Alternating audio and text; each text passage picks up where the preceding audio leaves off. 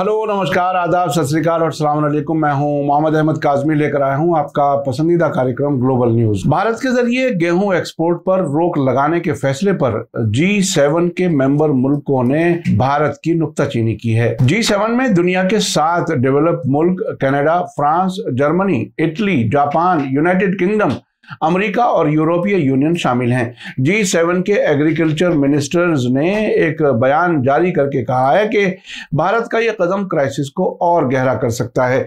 Ukraine जंग की वजह से यूक्रेन और रूस का गेहूं एक्सपोर्ट काफी हद तक बंद पड़ा है, जिससे गेहूं का क्राइसिस दुनिया भर में बढ़ता जा रहा है। रॉयटर्स और एसोसिएटेड फ्रांस प्रेस की रिपोर्ट के मुताबिक जर्मन के स्टुटगार्ट शहर में एक प्रेस कॉन्फ्रेंस में जर्मन एग्रीकल्चर मिनिस्टर सैम ओज़देमिर ने कहा है कि अगर हर कोई एक्सपोर्ट पर पाबंदियां लगाना शुरू कर दे या फिर बाजारों को बंद करना शुरू कर दे तो क्राइसिस और गहरा हो जाएगा। आपको बता दूं कि फ्राइडे को भारत ने फौरी तौर पर गेहूं के एक्सपोर्ट पर रोक लगाने का ऐलान किया था। मुल्क के अंदर फूड सिक्योरिटी और यूक्रेन जंग का हवाला देते हुए भारत सरकार ने कहा था कि अब सिर्फ उसी एक्सपोर्ट को मंजूरी दी जाएगी जिसे पहले ही लेटर ऑफ क्रेडिट जारी किया जा चुका है। इसके साथ ही उन मुल्कों को जिन्होंने फूड सिक्योरिटी की जरूरत को पूरा करने के लिए भारत से सप्लाई का रिक्वेस्ट किया है, उनको एक्सपोर्ट किया जाएगा। जर्मनी के एग्रीकल्चर मिनिस्टर ओज़देमिर ने कहा कि G7 के मिनिस्टर्स ने दुनिया के सभी मुल्कों से एक्सपोर्ट पर पाबंदियां लगाने वाली कार्रवाई से परहेज करने की अपील की है। उन्होंने एक्सपोर्ट पर रोक की मुखालिफत की है और बाजार को खुला रखने की अपील की है। हम भारत से G20 मेंबर के तौर पर अपनी जिम्मेदारी समझने का रिक्वेस्ट करते हैं। G7 के मुल्क इस मामले पर जर्मनी में जून में होने वाली मीटिंग में बातचीत करने की भी सिफारिश करेंगे। प्राइम मिनिस्टर नरेंद्र मोदी को उस मीटिंग में इनवाइट किया गया है। आपको बता दूं कि जानकार लोगों का कहना है कि भारत का फैसला महंगाई बढ़ा सकता है। इस पाबंदी के बाद इंटरनेशनल मार्केट में गेहूं की कीमतें और ज्यादा बढ़ने का अंदाजा लगाया जा रहा है, जो इस साल की शुरुआत से अब तक 40% तक बढ़ चुकी हैं। भारत के कुछ बाजारों में इसकी कीमत 25,000 रुपए फी टन है, जबकि न्यूनतम समर्थन मूल्य यानी मिनिमम सपोर्ट प्राइस MSP 20,150 रुपए है।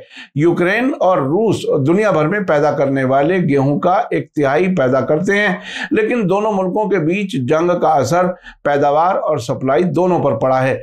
एक्सपोर्ट तो तकरीबन पूरी तरह से बंद हो गया है, क्योंकि यूक्रेन के बंदरगाह पर रूसी फौज की घेराबंदी है और बुनियादी ढांचे के साथ ही अनाजों के गोदाम भी जंग में तबाह हो रहे हैं। इधर भारत में इसी वक्त गेहूं की फसल को गैर मामूली लू की वजह से काफी नुकसान हुआ है और पैदावार घट गई है, जिसकी वजह से भारत में गेहूं की कीमत पहले ही काफी बढ़ चुकी है। रिपोर्ट में कहा गया है कि रूस और यूक्रेन से गेहूं खरीदने वाले इंटरनेशनल इंपोर्ट करने वालों को भारत से बहुत उम्मीदें थी, लेकिन मार्च के बीच में भारत में अचानक बदले मौसम के मिजाज ने उनकी उम्मीदों पर पानी फेर दिया है।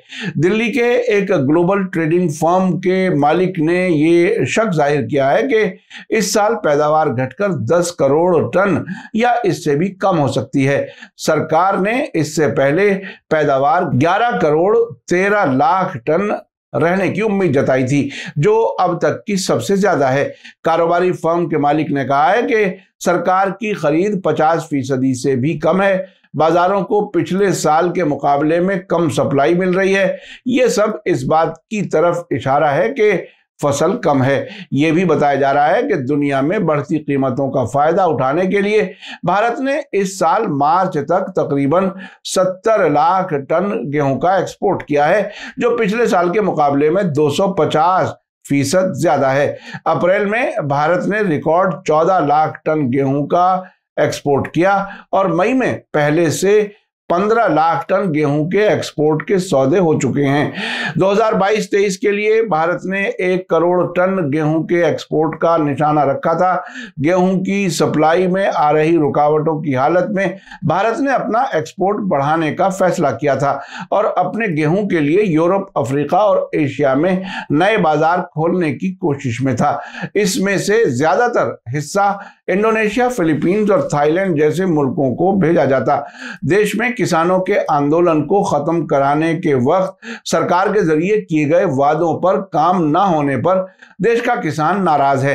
कुछ किसान नेताओं का कहना है कि अगर किसान कुछ साल के लिए अपनी जरूरत भर ही अनाज पैदा करें और मंडी में ना बेचें तो न सिर्फ मुल्क की सरकार बल्कि दुनिया भर की सरकारों को घुटने टेकने पर मजबूर किया जा सकता है। अभी इस पर किसान नेताओं में एक राय नहीं बन सकी है। मीडिया स्टार वर्ल्ड दुनिया की खबरों के साथ साथ भारत से मुताल्लिक विदेशों की खबरों को भी अहमियत देता है।